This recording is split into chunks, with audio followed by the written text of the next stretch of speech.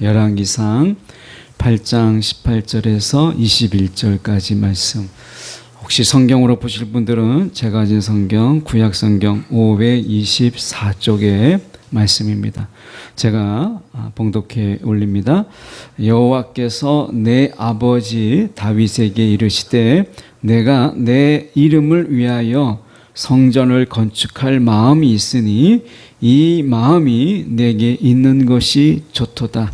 그러나 너는 그 성전을 건축하지 못할 것이요 내 몸에서 낳을 내 아들 그가 내 이름을 위하여 성전을 건축하리라 하시더니 이제 여호와께서 말씀하신 대로 이루시도다. 내가 여호와께서 말씀하신 대로 내 아버지 다윗을 이어서 일어나 이스라엘의 왕위에 앉고 이스라엘의 하나님 여호와의 이름을 위하여 성전을 건축하고 내가 또 그곳에 우리 조상들을 애굽 땅에서 인도하여 내실 때에 그들과 세우신 바 여호와의 언약을 넣은 궤를 위하여 한 처소를 설치하였노라. 아멘. 오늘 이 말씀 가지고 이루심의 기쁨보다 함께함을 더 기뻐하시는 하나님, 이루심의 기쁨보다 함께함을 더 기뻐하시는 하나님이라는 제목으로 함께 말씀을 나누기를 원합니다.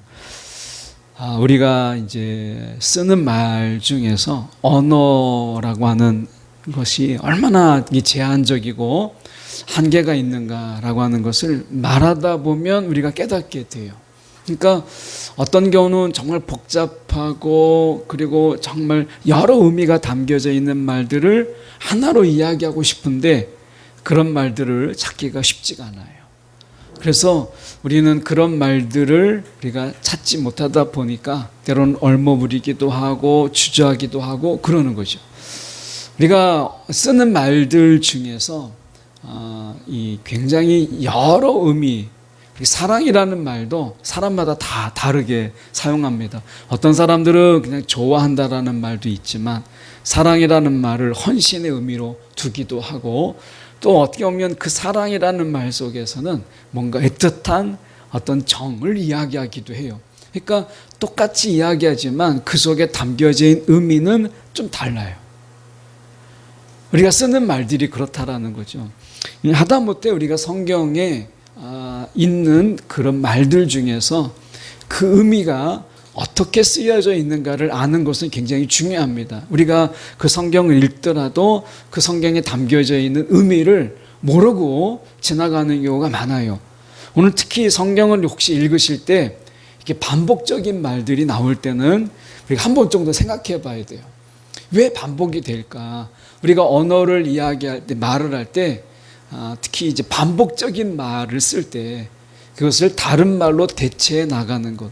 우리가 글을 쓸 때도 아마 여러분이 글쓰기를 이렇게 배우실 기회가 있으면 우리가 글을 쓰잖아요. 그러면 그 글의 반복적인 말들을 쓰게 될 때는 불가피할 때 대체 언어 또는 다른 언어들로 쓰기를 권장해요. 왜냐하면 그 반복되는 것을 통해서 그 의미가 때로는 이 긴장감이 늦춰지게 되고 퇴색되기 때문에 다른 대체 언어들로 쓰기를 원하고 또 그렇게 말하기를 원하거든요. 근데 오늘 성경에서 보면 이 짧은 구절입니다. 18절에서 21절까지 4절의 구절밖에 안 되는데 여기에서 반복되는 말씀이 있어요. 거기 보면 18절의 말씀에 보면 이렇게 되어 있습니다. 중반절에 보면 내가 내 이름을 위하여 성전을 건축할 마음 이렇게 돼 있어요. 그러니까 내 이름을 위하여 성전 이렇게 돼 있어요. 그러니까 이름을 위하여 이렇게 돼 있어요. 내 이름을 위하여 여기서 한 번 나오죠. 19절에 또 나와요. 19절에 보면 하반절에 보면 내 이름을 위하여 성전을 건축하리라. 그냥 성전을 건축하리라 하면 되잖아요. 앞에서 얘기했으니까. 그런데 내 이름을 위하여 성전을 이 말을 또 굳이 반복해요. 여기서 끝나면 좋은데 20절에 또 나와요.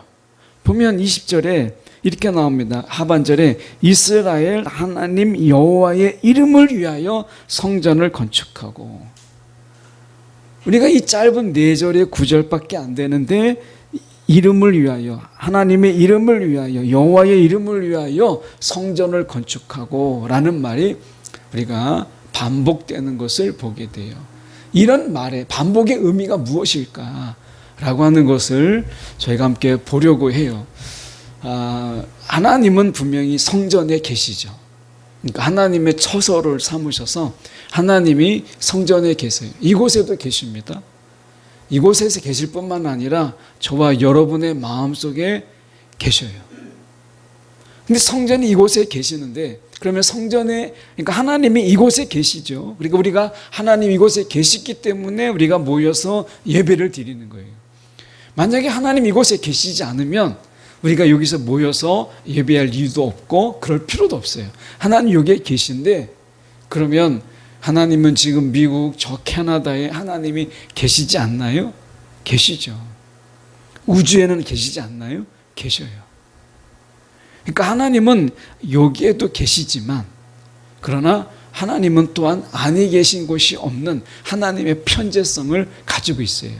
우리는 이것을 이야기해서 좀 어려운 말로 이야기할 때 하나님의 이 내재성, 우리가 성전에 하나님이 계셔요. 이 내재성과 하나님이 동시에 하나님의 초월성을 가지고 계세요. 이것을 한마디로 이야기하면 결국 하나님의 이름을 위하여 성전을 이렇게 이야기하는 거예요. 왜 하나님의 성전이라고 말하지 않죠? 하나님을 위한 성전이라고 해요. 하나님의 이름을 위한 성전이라고 굳이 말하는 이유가 뭘까요? 그냥 하나님의 성전이라고 이야기하면 되잖아요. 근데 그렇게 하지 않고 하나님의 이름을 위한 성전이라고 말하는 그 이유가 바로 그런 의미예요. 이 성경의 저자는 하나님의 이름을 위한 성전이라는 말 속에 하나님은 성전에 갇혀 계시는 분이 아니다. 성전에 가둘 수 없는 분이시다 라고 하는 거예요. 사람이 이 제한적인 존재다 보니까 가끔 우리가 아주 나쁜 버릇이 있습니다. 그게 뭐냐면 우리의 생각 속에 다른 사람을 가둬요.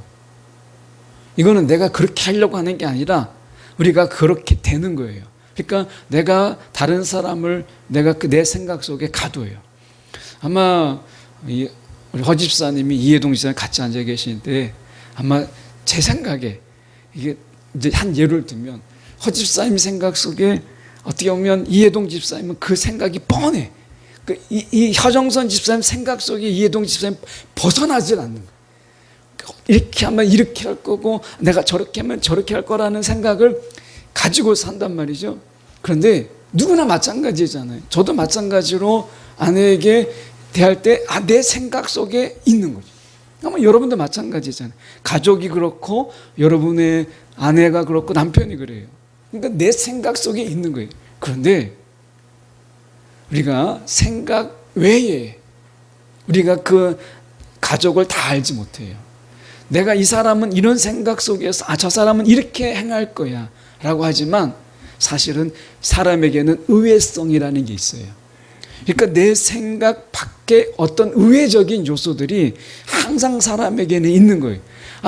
내가 이렇게 저 사람을 내 생각 속에서 저 사람의 생각은 내가 뻔해 내 손바닥 위에 있어 라고 생각하지만 그러나 때때로는 그 생각을 벗어나서 그 생각 밖에 의외적인 모습들을 가지게 되는 거죠.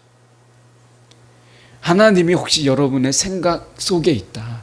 내 생각, 하나님은 내 생각 안에 있어. 내가 하나님은 너무나 잘 알아. 이 말이요 굉장히 무서운 말이에요. 하나님은 내 손바닥에 있어. 그래서 내가 이렇게 하면 하나님은 이렇게 하실 거고 내가 하나님 이렇게 하면 하나님께서 이렇게 하실 거예요. 특히 기도를 할 때 여러분이 일주일 내내 계획하고 기획하고 여러분이 구성해서 이 시간에 가지고 나와서 하나님 빨리 사인하세요. 나 급해요. 빨리 가야 돼요. 시간 끝나가니까 하나님 빨리 결제 도장 찍으세요. 여러분 결제 도장 받으려고 예배 나온 거 아니에요. 여러분 일주일 내내 여러분이 고민하고 계획해서 내가 하나님 빨리 사인을 받아야 되겠다. 여러분 이 시간에 하나님 결제 받으려고 나온 게 아니잖아요. 오히려 이 자리는 내 생각과 내 계획 때로는 내 욕심과 탐욕을 내려놓고 내가 하나님 붙잡고 하나님으로 채우기 위해서 나온 것이 예배예요. 기도할 때 우리가 특히 조심해야 될 기도가 뭐죠? 내가 다 이미 작정하고 계획했어요. 이미 결심했어요. 그리고 하나님께 나와서 하나님 이대로 청구서를 내미는 거예요. 하나님 이대로 해주세요. 글자 하나 바꾸지 말고 토시 하나 바꾸지 아니하고 하나님 이대로 하나님께서 그냥 결제 사인해 주세요. 혹시 여러분의 기도가 혹시 그런 거 아니세요? 혹시 또 하나님은 내 손바닥이야. 내 손바닥 위에서 하나님이 내가 이렇게 기도하면 하나님이 분명히 응답하실 거예요. 만약에 그런 마음으로 기도한다면 여러분 하나님이 은혜를 베풀고 계시는 거고요. 하나님의 긍휼을 베풀고 계시는 거예요. 내가 기도를 잘해서가 아니라. 우리는 가끔 하나님을 성전에 갇혀있는 하나님으로 생각해요. 이 고대 근동에 이 신을 생각하는 그들의 생각 속에서는 어땠냐면 이 신이라고 하는 것은 내가 한 곳에 딱 갖다 놓으면 그 신은 그 지역을 벗어나지 못하는 이동성이 없는 이런 신으로 생각했어요. 그런데 하나님은 그렇게 하지 않으셨어요. 우리가 물두멍을 만드실 때 그 물두멍 받침대에 바퀴를 달았어요. 이게 왜 바퀴를 달았겠어요? 하나님은 얼마든지 이동하실 수 있는 분이다 라고 하는 것을 상징적으로 보여주는 것이거든요. 여러분 하나님은 갇혀 있지 않으세요. 성전에 임하시지만 성전 안에 결코 갇혀 있지 않으시는 분이라는 거예요. 우리가 세상을 그렇게 살라는 거예요. 하나님께서 그렇게 하신 것처럼 우리가 이 세상에 살지만 이 세상에 갇혀 있는 자로 살지 않는 거예요. 우리는 이 세상에 살지만 이 세상에 갇혀 있지 아니하고 우리는 하늘의 시민권을 가진 자로 이 세상을 살라는 거예요. 하나님의 존재 방식을 통해서 우리가 삶을 어떻게 살아가는 것을 보여주는 거예요. 그래서 우리는 이 세상에 살아가지만 이 세상의 방식으로 살아가진 않아요. 우리는 이 세상에 살지만 이 세상에 하고 있는 어떤 태도나 이 세상에 하는 어떤 방법으로 이 세상을 살지 않아요. 우리 이 세상을 살지만 돈을 추구하고 돈을 탐욕하고 돈 때문에 목숨을 걸고 이렇게 하지 않잖아요. 우리는 이 세상에 살지만 돈이 이 세상을 지배하는 세상에 살지만 우리는 하나님의 다스림을 받고 하나님의 인도함을 받고 그분이 주시는 대로 살기로 작정한 자들이에요. 이게 성전에 그게 다 담겨져 있는 거예요. 그래서 여호와의 성전이라고 말하지 않고 여호와의 이름을 위한 성전이라고 말하는 그 말은 하나님이 성전에 갇혀 있지 않는다. 만약에 여호와의 성전 이렇게 하면 그 성전에 매여 있는 여호와예요. 그 성전에 구속된 여호와. 그래서 성경의 저자가 여호와의 성전이라는 말을 하지 않는 거예요. 솔로몬의 성전을 향해서 여호와의 성전이라고 하지 않고 여호와의 이름을 위한 이렇게 말하는 거예요. 하나님의 이름이 이 성전에 있지만 하나님은 이 성전에 갇혀 있지 않는다라고 하는 거예요. 저와 여러분도 예수의 이름으로 이 땅에 살아요. 예수의 이름으로. 그건 뭐예요? 내가 세상에 살고 있지만 세상의 방식으로 여러분 사는 것을 우리는 거부하는 거예요. 이 세상에 살고 있지만 예수의 이름으로 사는 거예요. 이 말이 뭐겠어요? 이 세상에 살지만 이 세상의 방식이 아니라 우리가 하나님의 방식, 우리가 지금 천상에 계신 예수의 방식으로 이 땅에서 사는 거예요. 이게 우리가 하나님의 이름을 위한 여호와를 위한 성전의 의미예요. 이것은 하나님이 내재하심과 초월하심을 동시에 보여줘요. 우리가 이곳에서 예배 드리잖아요. 그러면 하나님이 이곳에서 함께 예배 드려요. 그런데 이 자리는 동시에 하나님이 이곳에 계심과 동시에 하나님이 초월하신 하나님의 인도함을 우리가 받는 거예요. 찬양을 제가 오늘 선곡했는데 이 430장 찬양이거든요. 나중에 설교 끝나고 우리가 이 찬양을 우리가 드릴 텐데, 저는 3절에 이런 말씀이 있어요. 꽃이 피는 들판이나, 자, 꽃이 피는 들판. 야, 이건 정말 주님과 함께 가는 게 얼마나 기쁨이에요. 꽃이 피는 들판. 늘 우리가 꽃이 피는 들판을 걷고 막 향기 나는 꽃길을 걷고 싶죠. 그런데 그 다음에 가사에 보면 이렇게 돼 있어요. 험한 골짜기라도 주가 인도하는 대로 주와 같이 가겠네. 이렇게 찬양이 돼 있어요. 하나님이 우리를 지금 성전의 내재하심 속에서 저와 여러분을 이곳에 불러 모으셨어요. 그리고 그 하나님께서 이제 초월하신 하나님께서 세상의 방식이 아닌 하나님의 방식으로 우리를 인도하시는 거예요. 근데 그 길 가운데 험한 골짜기가 있어요. 하나님께서 거기까지도 같이 가자는 거예요. 거기까지도 같이 가자. 이게 성전의 의미예요. 자, 이스라엘 백성들이 이 성전에서 예배를 드릴 때, 제사를 드릴 때 처음엔 온 마음을 다해서 성전에서 제사를 드렸어요. 흠이 없는 것, 첫 산물, 첫 새끼 이런 걸 드렸어요. 마음을 담아서 예배를 드렸어요. 근데 나중에 좀 드리다 보니까 어떻게 했어요?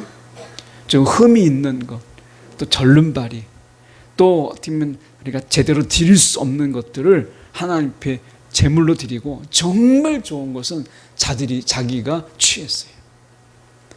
오죽하면 하나님께서 내가 그 제사를 받지 않겠다, 예물을 받지 않겠다, 예배를 내가 받지 않겠다 이렇게 얘기했어요. 그러면 그들의 생각 속에서 무엇이 바뀌었기 때문에 하나님 앞에 이렇게 흠이 있고 드릴 수 없는 것을 드리고 하나님께서 받지 않을 것을 그들이 드렸을까라고 하는 거죠. 성전이 이제 하나님이 계신 곳이 아니라 그냥 건물인 거예요. 그냥 성전은 그냥 건물인 거예요. 이렇게 됐을 때 그들은 벌써 예물을 드리는 것에부터 마음이 달라졌어요. 혹시 여러분, 하나님이 여러분의 생각 속에 갇혀 있고 하나님이 뻔한 하나님, 내가 못하는 것은 하나님도 못하고, 혹시 그런 하나님으로 제한하지 않으세요? 내가 못하는 것은 하나님도 못하고요, 내가 모르는 것은 하나님도 몰라요. 혹시 그렇게 우리가 하나님을 제한하고 있지 않으세요? 이것을 깨라는 거예요. 내가 못하는 것은 하나님도 하시고요, 내가 모르는 것은 하나님도 하세요. 그 전에 이 국민일보에 나온 기사예요.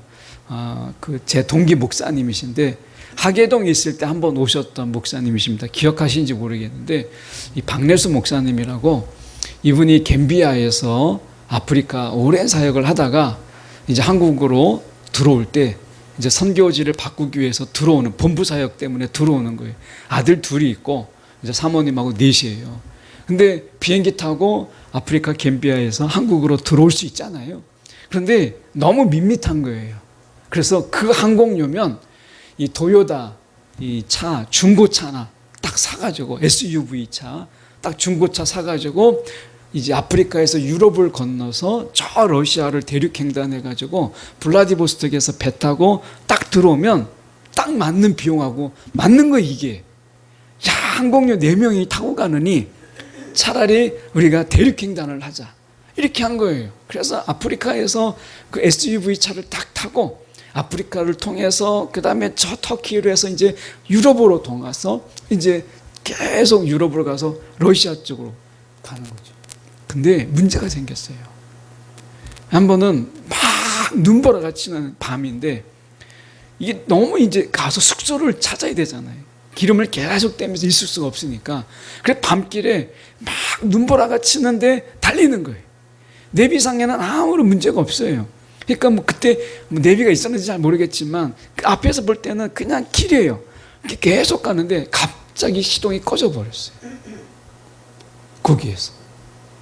그래서 이 목사님이 내려보지 않았겠어요? 도대체 무슨 문제가 있나? 저는 절대 안 내려요. 차를 어차피 열어봐도 모르니까. 근데 그 목사님 어쨌든 차를 열어봤어요. 근데 문제가 뭐냐면 거기에서 한 발짝 내딛으면 청길 낭떠러진 거예요. 밤이라 안 보인 거예요. 눈보라가 치니까 안 보이는 거예요. 이 목사님의 표현대로 얘기하면 정말 5cm, 10cm만 더 가면 낭떠러져 떨어지는 거예요. 가족이 다 그냥 죽는 거예요. 근데 정말 어떻게 기적적으로 이 차가 시동이 꺼진 거예요. 그래서 낭떠러지가 있는 걸 알게 된 거예요. 이 목사님이 이제 저는 신문의 기사를 본 게 아니고 그 목사님이 이제 또 사석에서 이야기하는 게 정말 자기 눈으로 볼 때는 그냥 길인 것처럼 보였다는 거예요.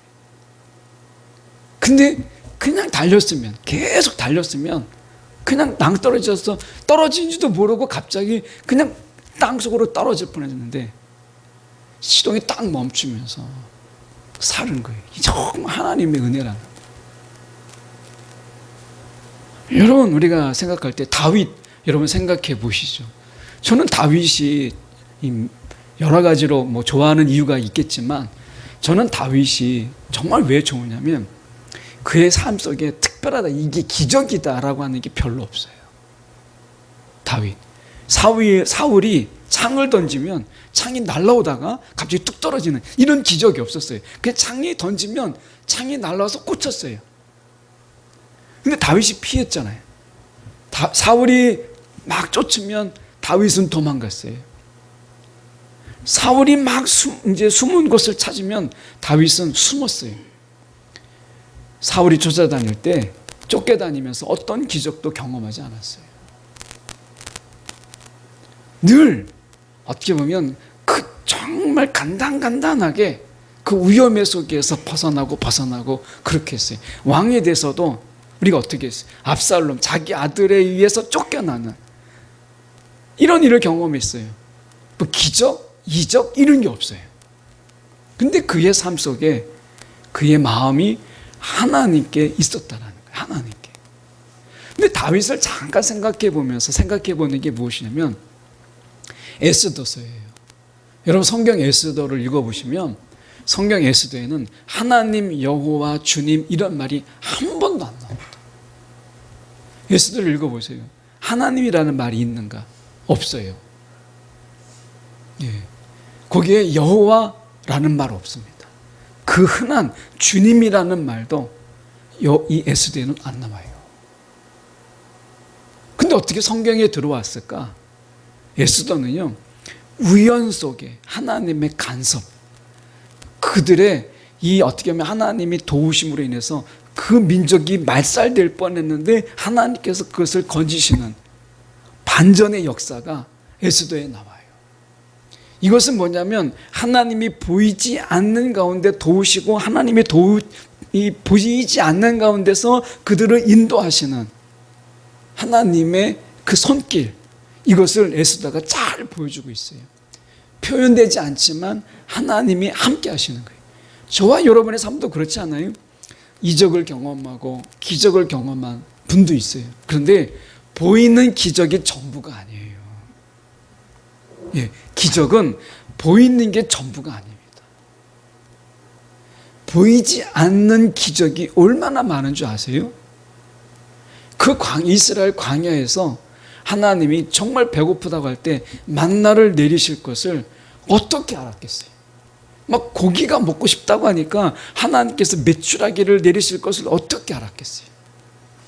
하나님께서 그들 가운데 홍해바다를 가르셔서 마른 땅을 내실 것을 어떻게 아셨겠어요? 5병의 기적, 7병의 기적, 여러분 보이는 것만 다 기적이 아니에요. 저와 여러분의 이 삶 속에서, 일상의 삶 속에서 다윗처럼 기적 같지 않은데 기적인 이런 일들이 계속 있었기 때문에 저와 여러분이 이 자리 가운데 있다는 거예요. 그래서 정말 최고의 기적이 뭐냐? 일상이 기적이에요. 일상의 삶이 최고의 기적이에요. 내가 눈으로 보이고 뭔가 특별하게 막 이렇게 일어나는 것만 기적이 아니라 일상 자체가 기적이에요. 다윗을 보면 그걸 알 수 있어요. 하나님이 성전에 계신다라고 하는 것은 무엇 때문에 그러느냐? 이 의미를 잘 담고 있는 게 헨리 나우엔의 글에서 잘 다뤄져 있어요. 헨리 나우엔이 이런 이야기를 했어요. 예수님과 함께 걷는 삶이라는 책을 그가 썼는데, 헨리 나우엔이 그는 이런 이야기를 했어요. 보면 제가 잠깐 읽어드리겠습니다. 예수님은 이 마을에서 저 마을로 걷고 계시며 또한 걸어 다니시며 가난한 사람들을 만나신다. 거지, 소경, 병자, 애통하는 자, 소망을 잃은 자를 만나신다. 그분은 아직도 이 땅에 아주 가까이 계시며 낮의 열기와 밤의 추위를 느끼신다. 그분은 시들어 사라져가는 풀과 돌밭과 가시나무 숲과 앙상한 나무, 들에 핀 꽃, 풍성한 수확이 어떤 것인지 아신다. 예수님은 계속해서 헨리 나우엔이 볼 때는 계속해서 걷는 거예요. 근데 그 걸음의 이유가 이렇게 이야기합니다. 그분은 함께 걷는 사람들에게 세심하게 기울이시며 길에서 진정한 동료가 되셔서 그들에게 말씀하신다. 이렇게 이야기해요. 그러면서 헨리 나우엔이 이 책에서 이렇게 결론을 냅니다. 그러니까 예수님이 이 걷는 것, 이 걷는다는 의미가 무엇일까? 이렇게 얘기합니다. 가난한 사람들과 함께 걷는다라고 하는 것이 무슨 의미가 있을까? 그는 이렇게 얘기합니다. 나 자신의 가난을 인식하는 것을 의미한다. 내가 가난한 자를 걸으면서 내 가난함을 아는 거고, 아픈 사람과 함께 걸으면서 내 아픔을 깨닫게 되고, 다른 사람과 함께 걸으면서 그 사람의 애통을 내가 경험하면서 나의 애통을 보는 거예요. 그러면서 이렇게 얘기합니다. 내면 깊은 곳에 상처와 피곤함과 무력감, 그리고 내가 죽을 수밖에 없다라는, 내가 죽을 수밖에 없는 자라는 것을 깨닫게 됐다. 자, 걷는다라는 것. 예수님께서 저와 여러분과 함께 걸어요. 그분과 함께 걷다 보면, 여러분 누군가 함께 같이 걷다 보면 뭘 느끼세요? 그러니까 산책을 하거나 아니면 이렇게 걸어요. 같이 걷다 보면 헨리 나우엔이 얘기하는 것처럼 이 걷는다는 게 의미가 무엇일까? 라고 하는 거, 함께 걷는다라는 것. 그것은 무엇이냐면 내가 걷다 보면 그 사람의 상처를 보면서 나의 상처를 보고, 함께 걷다가 그 사람의 그 가난함을 보면서 나의 가난함을 보는 거예요. 이게 걷는다는 것의 의미라는 거예요. 헨리 나우엔이, 예수님께서는 이 의미를 아셨기 때문에 함께 걷는다라는 거예요. 자, 말씀에 저희가 가서 보시죠. 우리가 20절에 보면 이렇게 말씀합니다. 이제 여호와께서 말씀하신 대로 이루시도다. 자, 성전이 다 이제 이루었어요. 성전이 완공됐잖아요.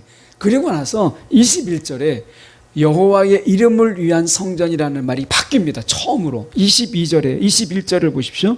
이렇게 바뀌어요. 21절의 하반절부터 보면 그들과 세우신 바 하나님의 언약을 넣은 궤를 위하여, 이렇게 돼 있어요.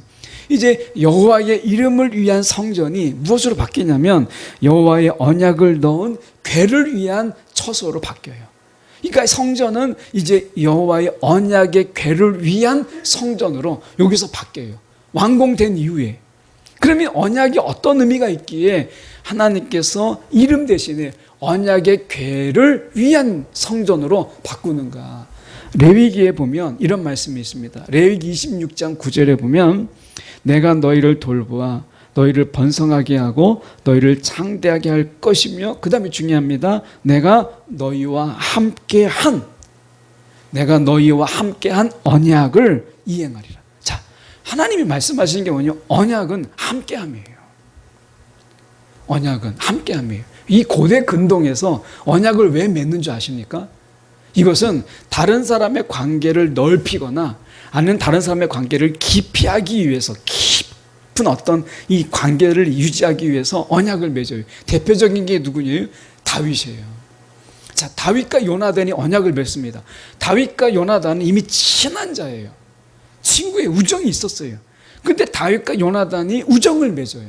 근데 그 넘어서 언약을 맺어요. 다윗과 요나단의 언약. 이게 뭐예요?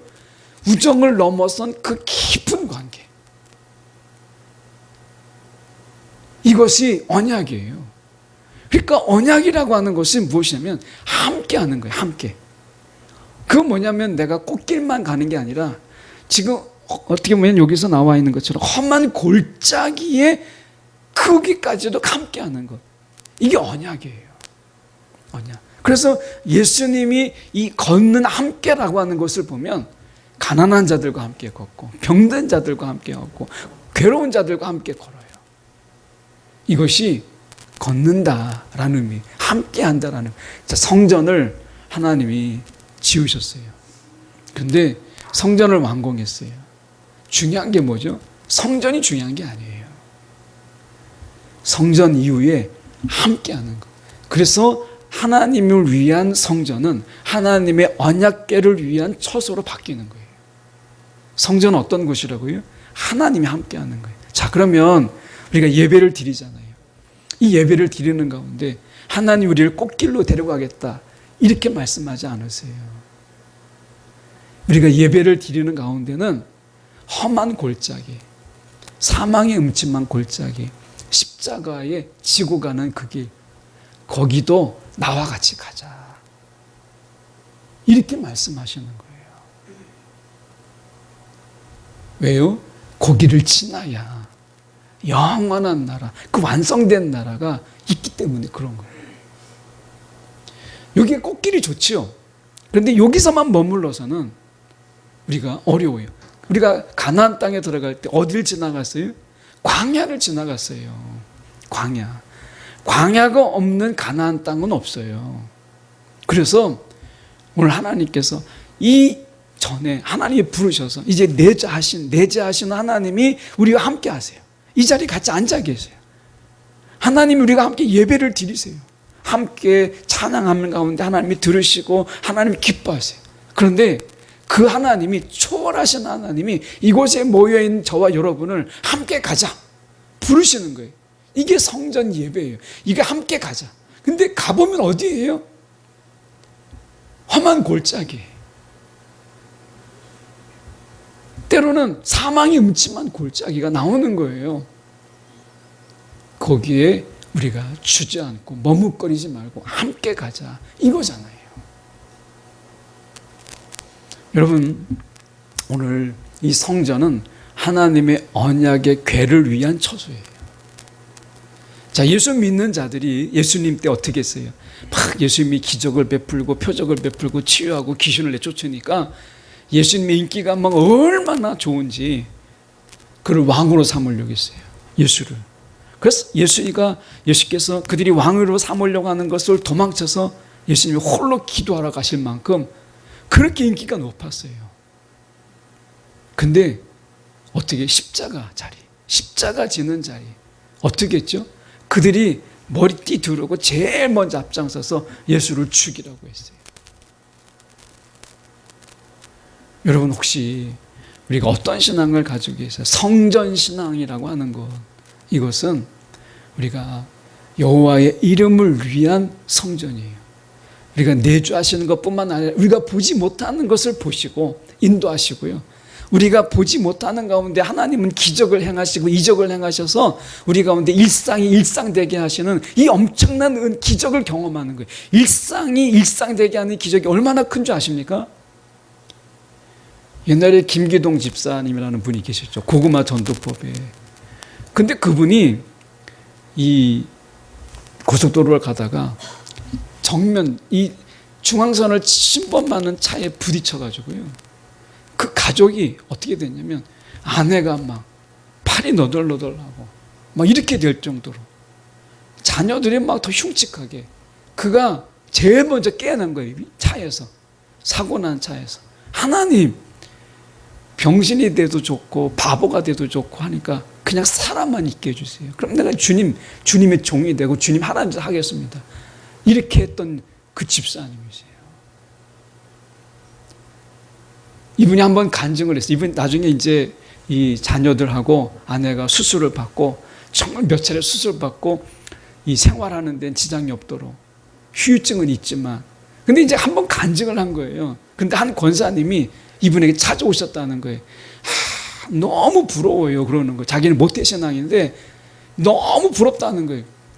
이 집사님이 너무 부럽다는 거예요. 이런 기적을 체험하고 어떻게 보면 그 사고 가운데서 하나님이 막 치료해 주시는 이적을 경험하고 난 너무 부럽다는 거예요.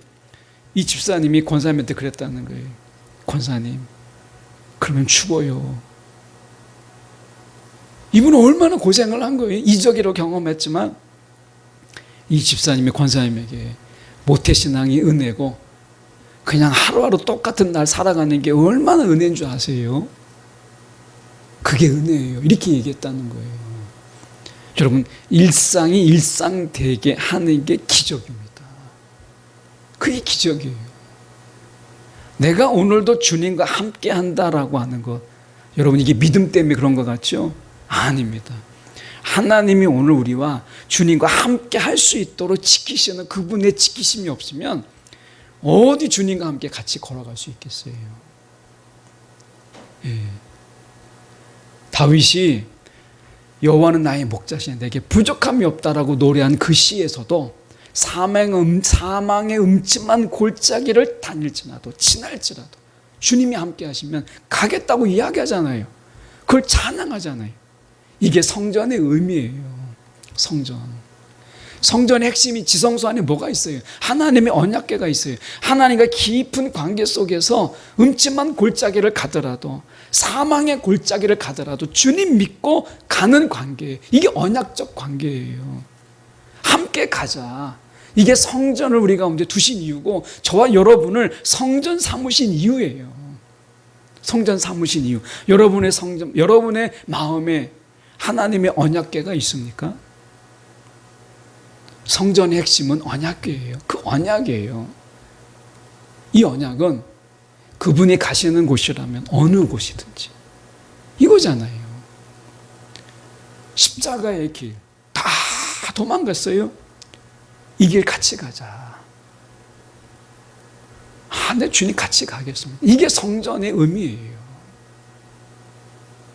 오늘 우리가 예수님께서 말씀하시는 부분 속에서 저는 21절을 좀 번 더 보면 이렇게 되어 있어요. 이렇게 시작합니다. 21절은 내가 또 그곳에 우리 조상들을 애굽 땅에서 인도하여 내실 때, 애굽 땅에서 이미 인도해 내셨어요. 이걸 경험했잖아요. 그러면 그 하나님의 초월하심으로 하나님이 인도하실 것을 어느 곳이든지 내가 가겠다 이거잖아요. 근데 이스라엘이 그렇게 못한 거예요. 그 이스라엘이 저와 여러분이 아닌가요? 꽃길 갈 때는 뭐 다 같이 가죠. 그런데 험한 골짜기 여기까지 같이 가자. 그래서 언약을 맺은 거고 여러분 성전, 저와 여러분 성전 삼아서 거기에 언약궤를 두신 거잖아요. 이거 지나가자. 여러분 어디까지 갈 수 있으세요? 험한 골짜기 그 앞에까지? 아니면 험한 골짜기 정말 조금만 더, 여러분 이곳을 지나야 영원한 나라, 그 완성된 나라 이룰 수 있기 때문에 우리 가운데 주님이 성전 삼으시고 함께 가자 언약을 맺으신 거잖아요.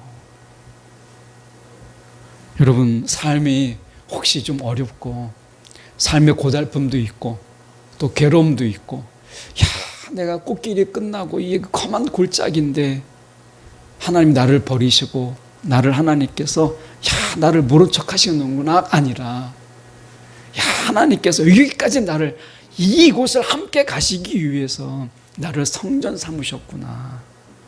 정말 이곳을 함께 지나가기 위해서 하나님이 나에게 언약으로 맺으셨구나. 이게 성전이라는 거예요. 여러분 많은 자들이 도망갔어요. 예. 꽃길만 같이 가다가 다 도망갔어요.